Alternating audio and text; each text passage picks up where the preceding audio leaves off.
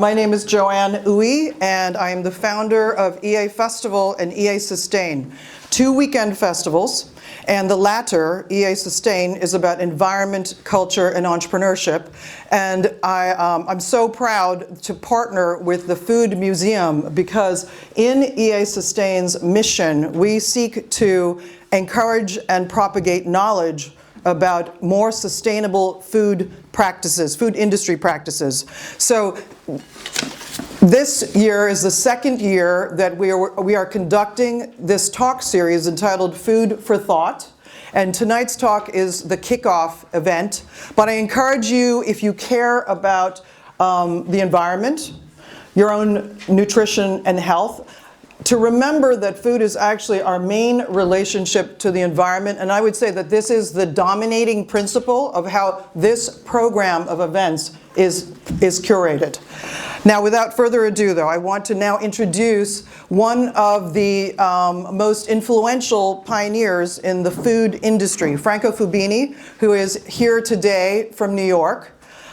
He is the founder of a company called Natoora, which for the past 20 years has made it its mission to supply chefs, restaurants, and now consumers with the most delicious fruits and vegetables in the world, at no expense or effort, because he has literally quested for the past 20 years for the most delicious produce. Now, Franco, why don't you tell us a little bit about the Natoora business, well, in a nutshell, because I don't think that everybody here, although it's very famous within the restaurant industry, it's less well known to the average consumer. Yes, so anyways, thank you for having me, and it's an honor to be the first one kicking off this year's series. Natoora is an organization that is dedicated to revolutionizing the food system. That's how we view it, that's how we view our work.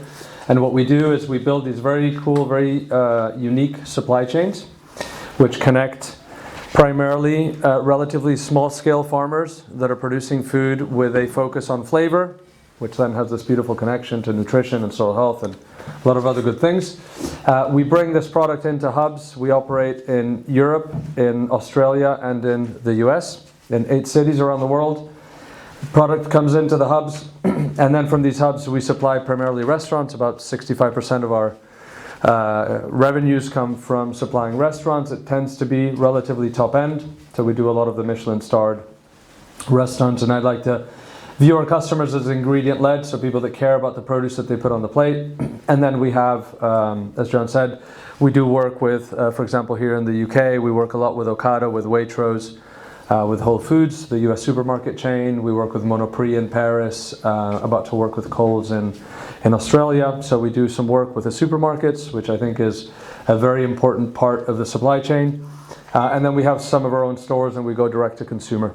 So, who are some of the top restaurants and chefs that you worked with at the inception of the company when you began to supply restaurants? Because the company was launched originally in London, even though he's now living in New York. Because some of those names are very famous and influential. So we started out as a home delivery service. So the idea was to connect consumers with high quality food. And then a couple of years in, we started supplying restaurants, and the first restaurant that we supplied with produce was the River Cafe. And then from there, Theo Randall, who had just left as head chef of the River Cafe. But yeah, our customers around the world, so we supply Noma, we supply 11 Madison Park, Per Se. Here we do everyone from the River Cafe to places like Braun. We do a lot of the Ramsay restaurants, Fat Duck, all sorts, yeah. Now, I now want to just go to the heart of this book, and it is the thesis that we should restructure the agri-food industry and market for produce around the touchstone of flavor. And I want you to explain why that makes sense, and how, in fact, flavor is the best indicator of the nutritiousness of a piece of fruit or vegetable. Yeah, so there's strong evidence that nutrition is connected to flavor, and it makes a hell of a lot of sense because as we've evolved, and we're not the only animal to have what is known as nutritional intelligence, what our body, pre the industrialization of food and the ultra processing of food and the creation of the flavor industry, if we go back, the things that we like, the things that our body tells us, hey, this is really good and tasty, are things that are good for us. Makes a hell of a lot of sense, right?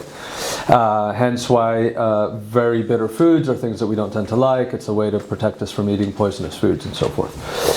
So there's a really strong connection between flavor and nutrition, which is a fundamental way that we should be choosing our food. I also am a big believer in the power of joy and the emotional response that we get from eating really beautiful food. So that's very, very important.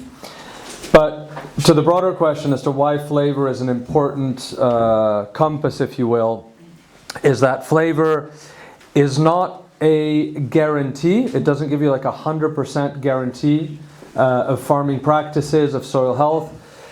But you can be quite certain that if you choose real flavor, right, if we move away from the, a pack of crisps, which also taste delicious, even though it's not nutritious, flavor is the best compass that we have and is the easiest compass to follow that points our food choices in the right direction. And that direction is, it's been farmed in ways that are promoting soil health. It's been farmed in ways that are relatively low impact, so it's not a guarantee that chemicals haven't been used in the farming process. But you know that in order to produce fantastic flavor, you need quite good soil and you need farming practices that on the whole are kind of on the good side. So it's a phenomenal compass that gives you an almost certain guarantee of quality across the farming ecosystem, planetary health, your own health. So we should be alarmed that our fruits and vegetables have become increasingly tasteless over the years. Now, what is the reason for that? The reason for that is, it's a bit, you kind of have to read the book for the whole story. In a nutshell. In a nutshell. It's end of the war, big change in consumer habits. We start cooking less, households start having 2 people that go out and create an income. That pushes the advent of the supermarket. The advent of the supermarket takes hold of changing consumer habits. They partner up with primarily chemical companies that have been producing chemicals for the war effort. They start figuring out, with the help of governments, they start figuring out ways to create new markets for their outputs.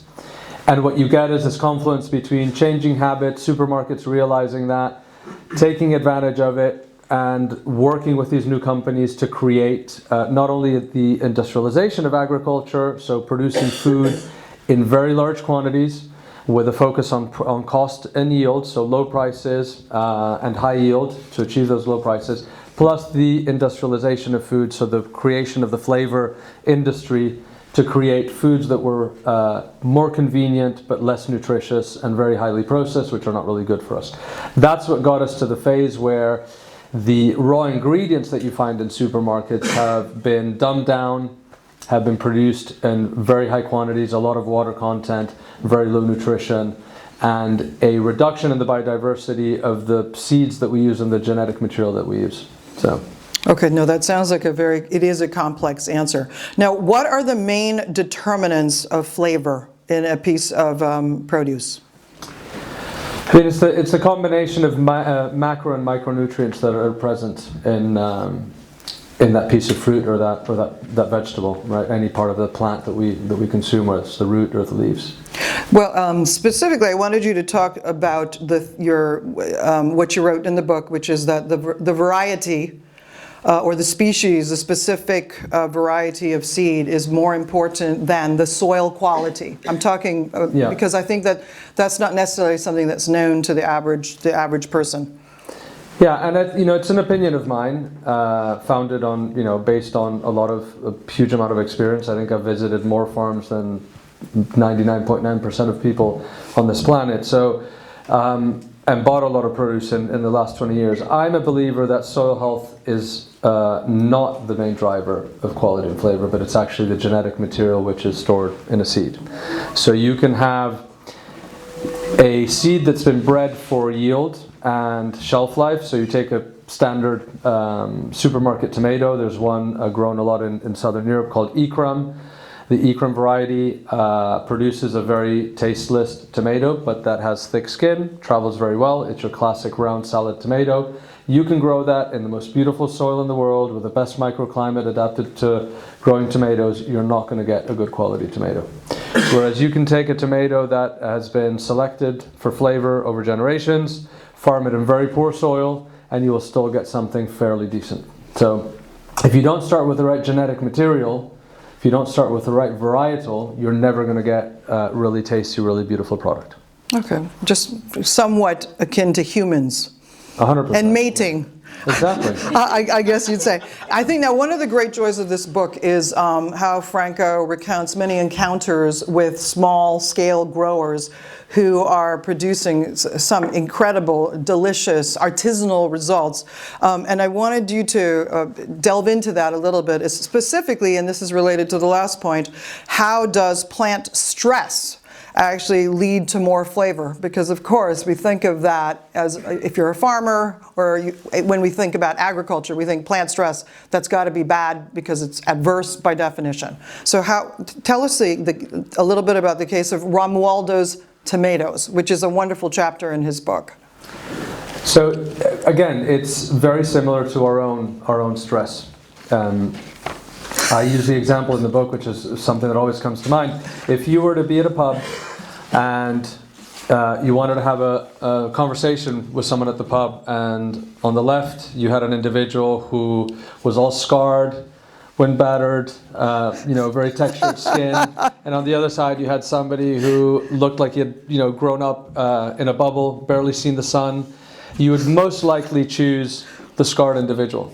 And that is because those scars and that weathering of that body would indicate that they have lived a far more interesting life, and it probably would be the case, right? So it's the same thing with plants. There's something really incredible about stress, and it happens the same with cured meats, right? If you take ham, and particularly cured ham like Parma, it's the stress between hot summers and cold winters in the cellar. It's that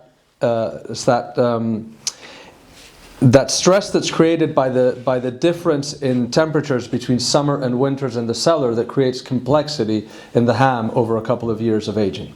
So if you take an asparagus spear, right? If you look at an asparagus spear that's faced the wind, it'll tend to curve. And I don't know if any of you have seen, but a lot of times when asparagus spears curve, on the inside of the curve you'll see some scarring. That scarring is a sign of flavor, and actually if you talk to any asparagus grower that eats their own crop, you'll notice that those curved spears and the ones that have scarring are far tastier than straight spears. And when plants undergo stress, they reach deeper for minerals, they reach deeper for nutrition, and it's just very well known to farmers that practice stress, like the tomatoes. When tomatoes are stressed, little water, high salinity water, the flavor is concentrated. So. Now, taking an example from your book or not, what are the greatest lengths that you've seen a farmer or a grower take in order to achieve the most intense or exquisite flavor?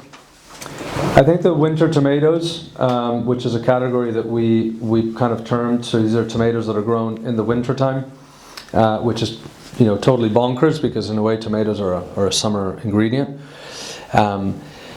In order to grow tomatoes in the winter, in order to grow winter tomatoes, the key is stressing the tomatoes really heavily. The reason why you can only do this in winter time is that in the summer it's too hot and you need to water them too often, right? They would die out if you stress them too much. You just can't exert the level of stress in the summer on a tomato plant than you can in the winter. So these farmers, what they will do is they use very high salinity water, very poor soils, so very sandy soils. They're not necessarily poor because they contain some volcanic material in there, but they're quite poor in terms of water retention because they're extremely sandy. And what they will do is they will stress the plant by providing it very little water and a lot of salinity in that water when they do water, which plants, just particularly tomato plants, can't handle very well. So they take they're carrying the plants across the growing season almost to the point of dying, And that exerts a lot of stress, and that creates tremendous, tremendous flavor in those tomatoes. Okay, that's something that we shouldn't try at home, I think, to ourselves. Now, continuing on the theme of the tomato, which is a big category, or a lot of, you wrote a lot about tomatoes in here. They seem to be a weather vane for all these environmental issues. The tomato is a good fruit by which to also explore your proposition, also that our emphasis on localism is frequently misplaced. That many times we look at the origin on a pack of vegetable or fruit and we think, oh, I want to buy the British variety. But using the tomato as a very good example, why is that sometimes not a good idea?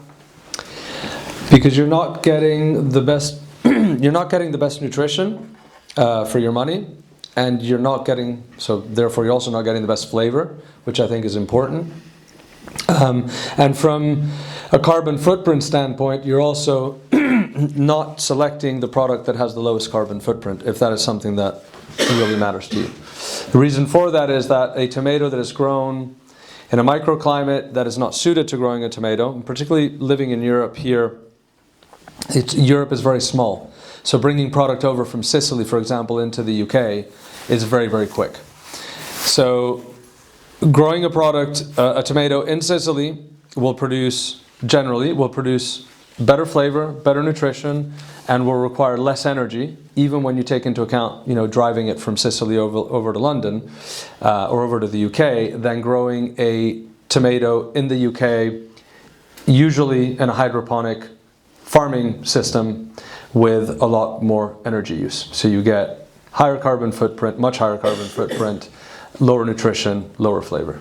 And also, to be frank, it's being grown not at all in UK soil. The greenhouse happens to be in UK soil, but it's a Dutch farming system, hydroponic system on Thai coconut husks that are crushed up. So the substrate that is growing on is not English. And the upshot is that most likely the growing process is more important in terms of determining the carbon footprint than the transportation miles. Right. Far more. Yeah. Now, so if you're a consumer then, I mean, how am I going to shop? So what is a good way to make that judgment? This is the million-dollar question. And this is like part of what I was going to ask you at the end, but yeah. So learning to identify flavor through physical attributes, which is something that again I go through in the book. So it's those scarring, those visual cues, and then also just if you can't, it's buying product, tasting it, right? So go to your local. Well, if you can go to a farmer's market, fantastic. But if you go to the supermarket, try a tomato, taste it, see what it tastes like, try a different one the next time, and start thinking about what you're eating in terms of flavor and start guiding your choices to better flavor. Also, following the seasons is important. How can I learn more about the varieties also? Because except for, all I can think of is apples and potatoes off the top of my head, where that is frequently labeled as just an ordinary grocery store shopper. Because I know that that's also another way to learn about flavor. What can I do? That's a tough question. I mean, we provide varietal information as Natoora, so that's accessible. It's hard sometimes to find varietal information, and that is something that obviously more people supplying food should be disclosing varietals, because it's fundamentally important. To say, a peach from this region is good is not really enough, right? It's like saying, I drive a car. It's a lot more important to say, I drive a Mazda Miata, right? Because you can then start identifying. So what's really important is the varietal. So if you're choosing a tomato, you want to know exactly what tomato you're choosing, because that's going to give you, the idea of that genetic material. But I guess the best you can do is try and find varietal information on pack, and see if you can identify it that way. Okay. I mean, what is your view on labeling? And also, as a related question, how about organic certification? I'm not a big believer in labels. I think that, again, the best way to identify or to guide your food choices is by tasting. Labels get sabotaged by big industry, and that's what's happened with organic. If you look at any, or if you talk to any organic farmer, particularly farmers that have been farming organically for several decades, what they believed in, or what they continue to believe in, but what they believed in back then, and even if you go back to the beginning of the organic movement, which started really in California 60, 70 years ago, those ideals are not upheld by the current organic labeling regulations, right? They've been watered down completely. So, you know, unfortunately, when a consumer today buys something that is organic, what they believe they're buying is very different to what they are actually buying. Can you give us some examples? Yeah, so one perfect example is apples, right? It's impossible today to grow apples commercially without a lot of pesticide. And in organic agriculture, you still need to spray apples a huge amount. And particularly because apples get apple scab. It's a purely cosmetic problem for apples, so it has no impact on flavor. But unfortunately, supermarkets have trained consumers to not like scarring on fruit, so apple scab is unwanted and it's non-commercial. If you grow organic apples without spraying, you'll get about 70% with apple scab, so it's commercially unviable to do so. So even organic apples get sprayed a lot. They get sprayed primarily with things like copper sulfate, which is less harmful than chemical, so conventional apple farming, but it's still quite intense. Heavy metals are not really great for human consumption, and they're really bad on soil health. So if you look at organic apple orchards, their soils are very, very poor. Now I want to... Commercial organic apple orchards, by the way. Yeah. Because you have organic apple orchards that are for cider, which don't spray, and then that's a much better ecosystem. Yeah, no, it feels like a minefield. So I think that using flavor as the main criterion, I mean, actually it's kind of returning to common sense to a large extent. So I think that the book is a real wake-up call on that front. Now, about the evolution of flavor and how food has become increasingly tasteless, I also wanted to ask you about, is it fruits or vegetables or certain categories which have been the most adversely impacted? It's certainly fruits, but I think that's because fruits, it's where you notice it most. Now, you actually document the journey of a peach and compare it to a carrot. Share that a little bit with us, because that's part of why fruits have been so badly affected, why fruits have become so tasteless in the past few decades. Yeah.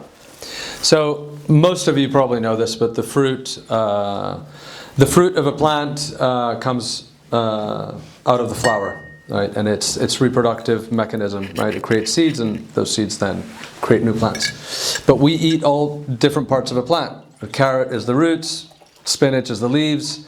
But all plants have roots, have leaves, right? Have fruits, have seeds. So with fruits evolve. Most fruits evolve, right? Apples not as much, pears not as much, although they do. But something like a peach evolves a lot. A carrot, a root, once you take it out of the ground, evolves far, far, far less, right? So if a peach is on a scale of 10, a carrot will be on a scale of 1 in terms of its evolution. So also in terms of how sturdy it is, because fruits are meant to be the reproductive mechanism of the plant, they tend to go ripe and soften because we want animals to eat them, or we want them to decompose so that the seeds can come out. A carrot is not a reproductive organ. It's purely there as a root system, but we just tend to eat the root of the carrot plant. So they're far less delicate. So as you move peaches from farm through supply chain onto a plate, you have to handle them with a lot more care. Carrots, you can be very careless with them. And that means that in order to handle fruits in a very complex supply chain, the way to do it cost effectively is to not handle them with care. The way to not handle fruits with care is to harvest them very unripe, or to breed varieties also that don't develop thin skins like in a tomato and so forth.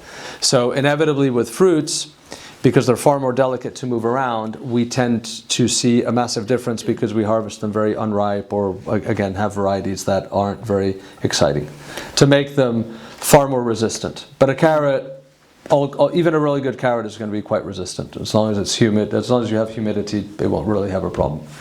So what kind of supply chain is needed in order to allow the perfect peach to actually end up at the supermarket, or at least at a local farmer's market? It doesn't need to be short as a counter, right? People think that it has to be very short. What has to happen is you need to build alignment across the supply chain. You need the farmer to believe in someone like Natoora, right, that's going to handle the fruit correctly so that they harvest it ripe, because a lot of the times farmers struggle with the idea of harvesting really ripe fruit because of the system that we live in. So you need players, so say farmer, Natoora, and chef or supermarket. You need to make sure that you have a lot of education built in. So within Natoora, we provide a lot of education to our pickers and packers and the way that we move and handle product.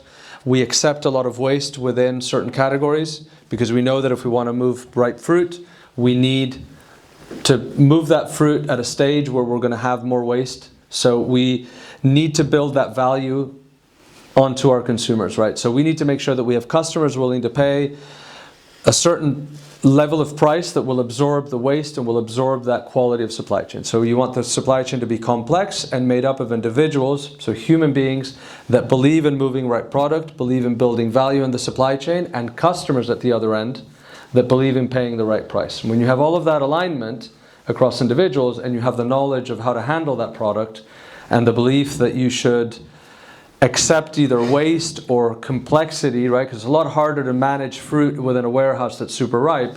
That's how you can then build a beautiful supply chain that can handle ripe fruit all the way to the end. Look, actually, tell us a little bit about the complexity that handling of ripe fruit entails, because it does, I mean, it seems unthinkable in today's agri-food industry. And what do you have to go through to deliver that perfect peach, for example? Far more care in terms of the packing of the fruit at the farm. Packing that is more costly. You need to move the fruit, being far more careful to temperature. So the location on a truck is important. If you put delicate fruit at the front of the truck, so where the chiller is, you're going to damage the fruit. So you want the peaches to be loaded at the back of the van, not at the front of the van. If it's a full truckload of peaches, you want to make sure that the temperature is far more controlled. So at every step, you're having to put a lot more care into how it's handled. You need to make sure that that fruit, as it moves from farm to truck to hub, that it doesn't, when it gets taken out of that truck to go onto the hub, to wait for maybe 12 hours to get on another truck to go all the way through to London. That it doesn't sit outside of a warehouse in the middle of the summer and you get temperature shocks. So there needs to be a lot of coordination. And you wouldn't have that issue with carrots. Obviously, if it's blistering hot and you leave carrots in the sun, they wouldn't do very well either. But and then once they get into the warehouse, so once they get into Natoora, we need to be a lot more careful with them. So when they arrive, we need to make sure that we check the peaches to see how they are. If they're in the good state, if they're a little bit overripe, on the back of that, we need to make sure that we understand where they're going to go into our warehouse. Again, with carrots, you don't have that issue. And then as they get picked and packed, you need pickers that understand ripeness a lot better. They need to be packed better, and they need to be in vans that are driven carefully so that those peaches aren't bouncing around the back of a truck. So it's a lot more complex to move, and it gets even more complex for things like strawberries or wild strawberries if you want to move really beautiful product. Are wild strawberries the most Probably, yeah. required? Wild strawberries are the most delicate fruit. Wow. And then do you work with, how many suppliers will you have for a peach? Because you were also explaining how you have staggered deliveries. Yeah. And sometimes you need to, there's more variation in your business because these suppliers or these growers, their products, you need to supply your ultimate customers the entire season. And you can't get that from just... We prefer having 5 farmers for strawberries.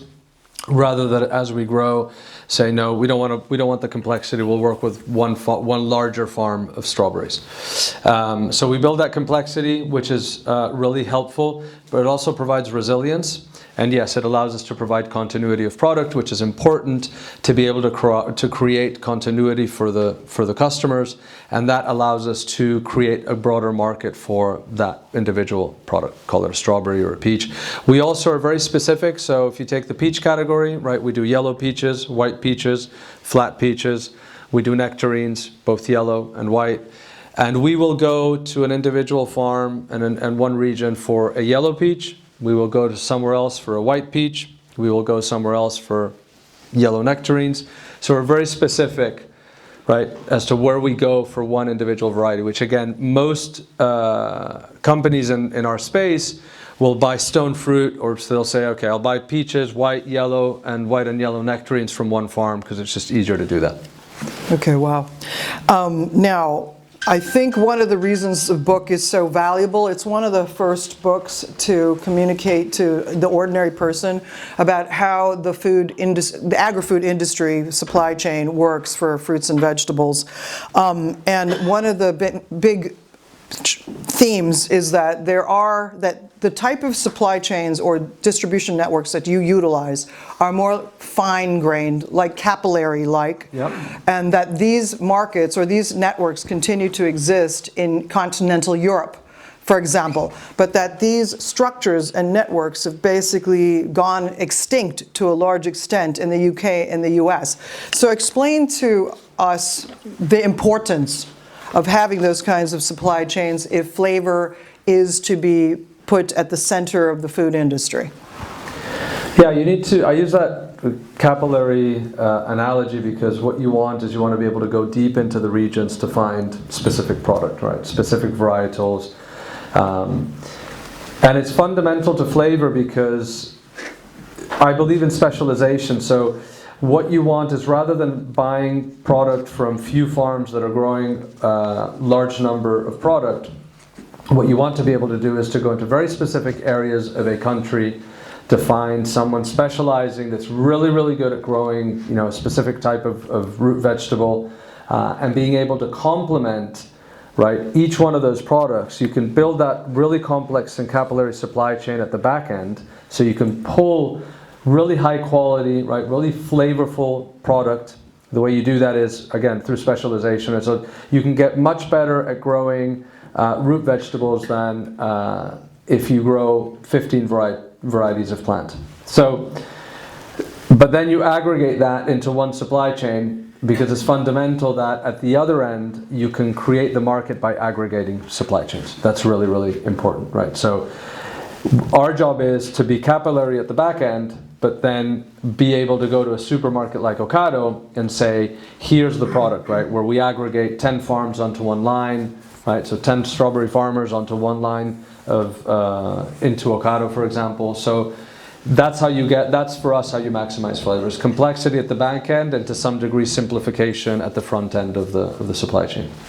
I think that what I'm referring to is the existence of these smaller local and regional markets in continental Europe, which allow artisanal and small-scale growers to plug into even international distribution, which could find a peach like the type you're describing. I don't want to say New York, because you wouldn't deliver it all the way to New York, but a peach from Italy to London, for example. So because in theory, I mean, the idea about being capillary on the back end and then consolidating demand on the front end, sure. But in terms of like just the understanding on a very simple mechanical level, what type of markets do we need to sustain flavor as the centerpiece of the market? The simple answer is you need consumers demanding flavor. And that is why in Italy, in France, in Spain, that capillary network is there, right? You can move product from the south of Spain into a hub like Barcelona without any problem, 7 days a week at a very low cost. So it costs us less money to move a pallet from Sicily to our hub in Milan than it costs, and all the way to London, than it costs to move a pallet from Cornwall into London. And it's the same thing in the US. And the reason for that is that in the UK and the US, you don't have the consumer demand for flavor, so those supply chains have been lost. That's the... Now, so what do we need in the UK, for example, utilizing the existing backbone of the industrial scale supply chain to, do we need to graft on some of those capillary-like structures, or what would you do? Like, let's say that like you were God and you could just fix the distribution system overnight. Like, what would you borrow and adopt? If you could stimulate the demand automatically, right, instantly, then what you would do is you would latch on to the existing supply chain lines and create more nodes, right? So if you have enough volume, it becomes financially viable for a truck to go from, Penzance into Plymouth all the way into London, right? So it becomes viable because there's the volume to be able to move product effectively, cost effectively from small towns, small regions into larger cities, larger distribution hubs. Now, how do we create that demand? So what are the single biggest factors that can contribute to increasing the demand for flavor?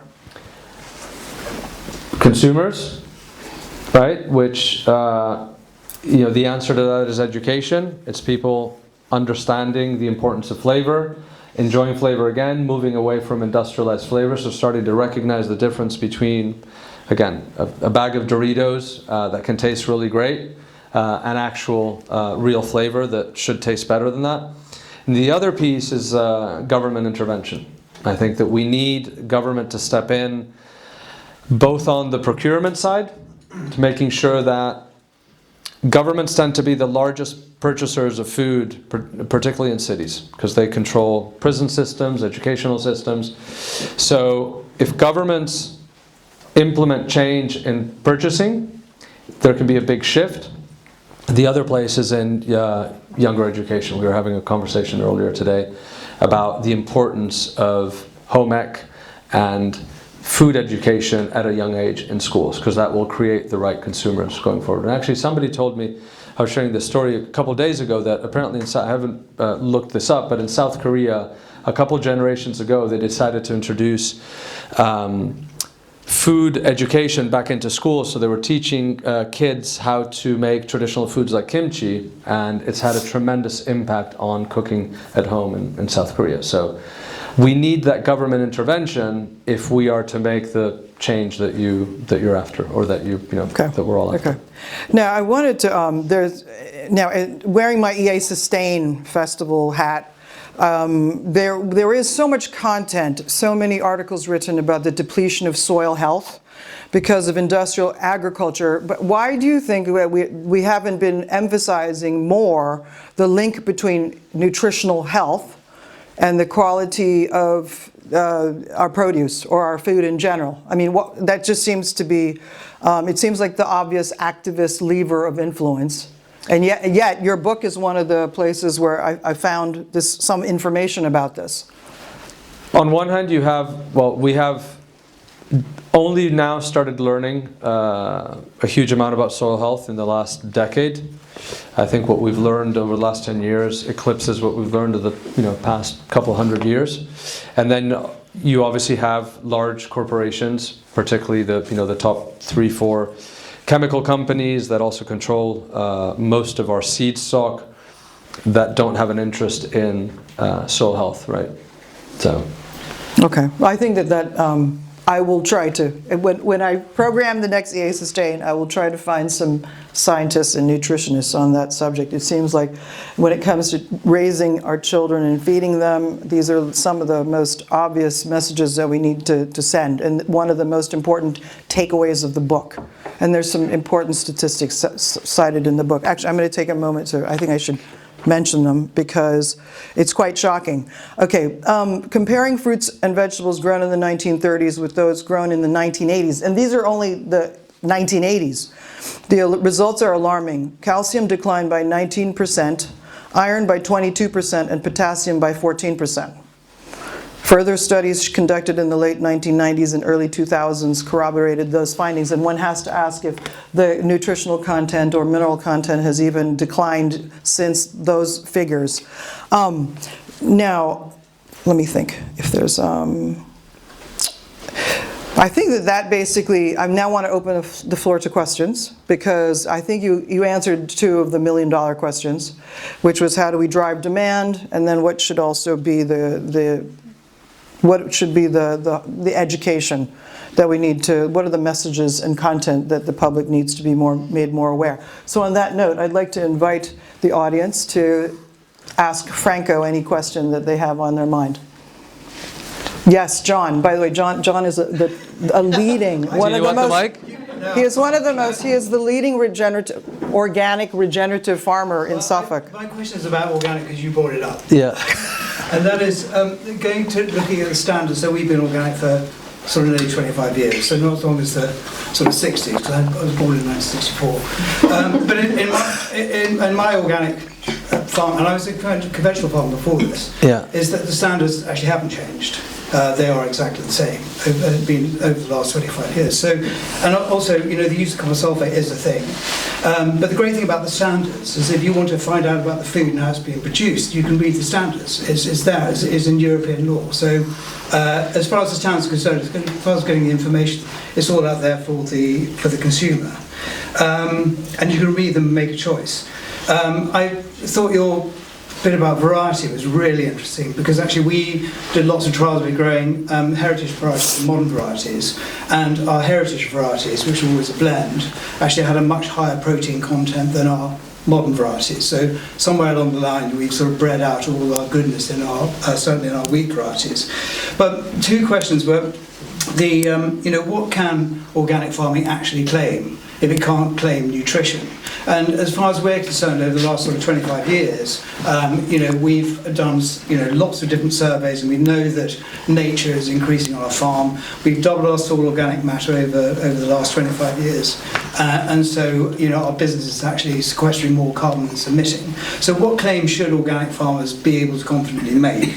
And the second question is about what role do you think that genetic modification has to play in increasing nutrition in the staples that we eat? So I think with organic, part of the issue with organic is not so much the standards, but the scale at which organics is being grown.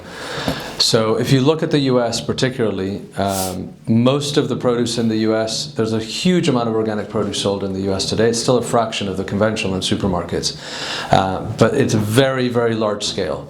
And what you have is a lot of the conventional, mega farms, 10,000 acres, that are actually farming both conventional and organic. So this idea that your organic produce is coming from a small farm that's really thinking about soil health is not really the case. They're just using organic inputs, and they're punishing the soil to some degree, not as much as the conventional, but they're certainly punishing the soil far more than what we would like. In Europe, it's a lot better, the organic system. And also what is allowable in organic systems in the US versus Europe is also different. When you get into poultry, for example, organic chickens, again, what we perceive as an organic chicken, the fact that it doesn't need to be born out from an organic hen, the fact that most of the chicks are produced, I think, by one or two companies in the UK, the fact that the feed is organic, but only a certain percentage, and that it comes from places outside of the EU where it's questionable whether the certification is as valuable as it is here. So, I think that what's happened with organic is that it's been industrialized in a way that is not reflective of what organic really should be. But I think what organic can claim is that it's preserving ecosystems far better than conventional agriculture. That is 100% true. It's hard to claim the nutrition because I think a lot of the studies are unfortunately not strong enough to claim that organic produces better nutrition, but I certainly think that consumers should be more confident that the food is safer, is better for them if it is organic, right? Maybe not in a nutritional standpoint, but certainly from chemical residue standpoint. The last question was on genetic. I have a difficult.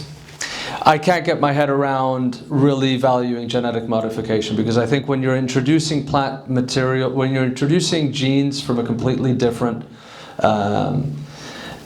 I should have said gene editing then, not genetic modification. so like CRISPR technology. Yeah. I think it's interesting. I think CRISPR is a lot more interesting. I think, yeah, genetic modification, I would say no. You know, I do believe that the genetic material is there for us to be producing beautiful food. I was talking to a seed company yesterday. They're doing a huge amount of work in taking like heirloom varieties, and these are a small seed company, 10 people. You might know them, Smarties Bio. Anyways, they do a lot of they're an Italian seed company. They're doing a lot of work just with pure breeding to take a really old tomato variety that splits at the top, that gets, what do you call it, end rot, you know, when the tomato fruit absorbs water. And it actually damages the fruit. So they're doing a lot of it through breeding to try to modernize the variety, but keeping the old nutritional and flavor variety. So I would prefer that than CRISPR technology, but I do think there's some interesting things happening on the CRISPR side. Yeah, but not genetic modification. I think that, yeah, the introduction of foreign genes is I think is a bit too risky, but yeah. Please. Thank you. Thank you, Franco.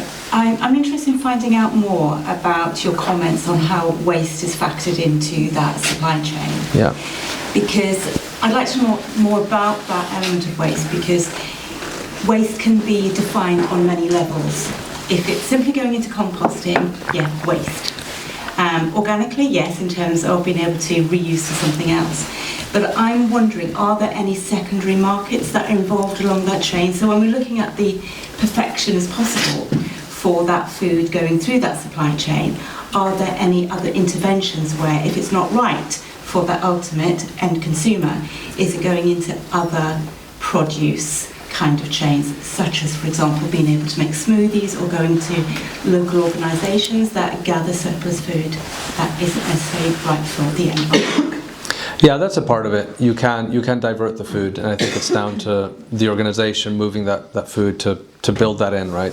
Have the customers, right? So if you're moving peaches and you know that you're going to have waste, make sure that you have customers that can take, you know, damaged fruit for smoothies, or that you can process it or figure out a way. So that's for sure.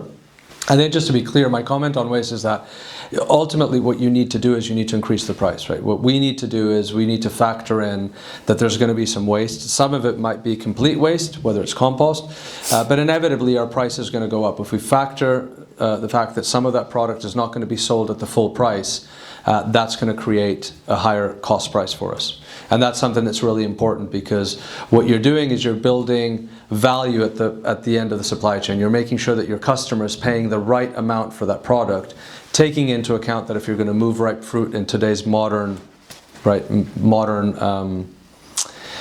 environment that we live in, that we don't all live next to a peach farm, that we live in cities, that 80% of our food almost by 2050 is going to be consumed in cities, that needs to be factored in. So that's the really important point, is that you need to build that cost into the price of the product, even though some of that can be diverted, as you suggest, which is an important consideration, right? Yeah. Okay, one more question in the back. I used to work with children, and we noticed in the last sort of 10 years there's been a massive uptake in parents saying that their children are allergic to this fruit and this vegetable.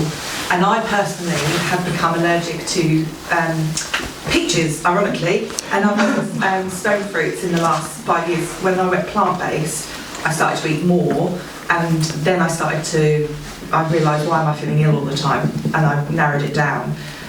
Do you think that there's a correlation with that and the fact that it's all the chemicals that are being put into things now in order to keep everything perfect? This is well beyond my scope of expertise. I'm not well out of my field of expertise. So I'm just going to hazard a guess that there could very well be a correlation between farming practices and allergies. I mean, I didn't do a lot of research into this, but one of the things that we do know is that there seems to be certainly an increase in cancer rates. There seems to be an increase in allergies. I mean, I'm kind of getting into that space of where I don't know if I'm getting, well, certainly No, getting it's older, good. but I think it's this whole, maybe write your next book about that. yeah. But I think if you talk to older generations, I turned 50 this year, so I'm kind of in that middle, but older generations will tell you that, peanut allergies and all those allergies didn't exist, or, they were few and far between. Gluten's another one. And just to give you one real life example is if you take someone who's gluten intolerant and you give them really high quality bread, so by that I mean bread made with whole grain flour, but that's actually from proper, and here we go to organic agriculture, right? So things that don't have glyphosate on them, and so you take really high quality grain, you mill it, you turn that into bread, primarily with non-sifted flour, right? So as much whole grain as possible. We have a bakery in London that produces bread with 100% whole grain, and we mill the flour in-house on a stone mill. Someone who's gluten intolerant will have that bread and have zero problems eating that. So it's not scientific, but it certainly is an indicator that the quality of the food, the quality of the processing, and the quality of the ingredients and how those have been farmed does have an impact on how our bodies are able to process it, and that feeds into allergies. So. Okay, thank you so much, Franco, for this incredible overview of your book. I want to just also mention that this book is, we've talked a lot about facts and science, but this book is special also because it's full of wonderful storytelling. And it also just reminds us, on a joyful note, that food is also it's the center of identity and community, and that we've lost sight of that. So I invite you to have a brief chat with Franco, and I hope that some of you will also read the book. Thank you so much for coming and joining us today. Thank you for having me.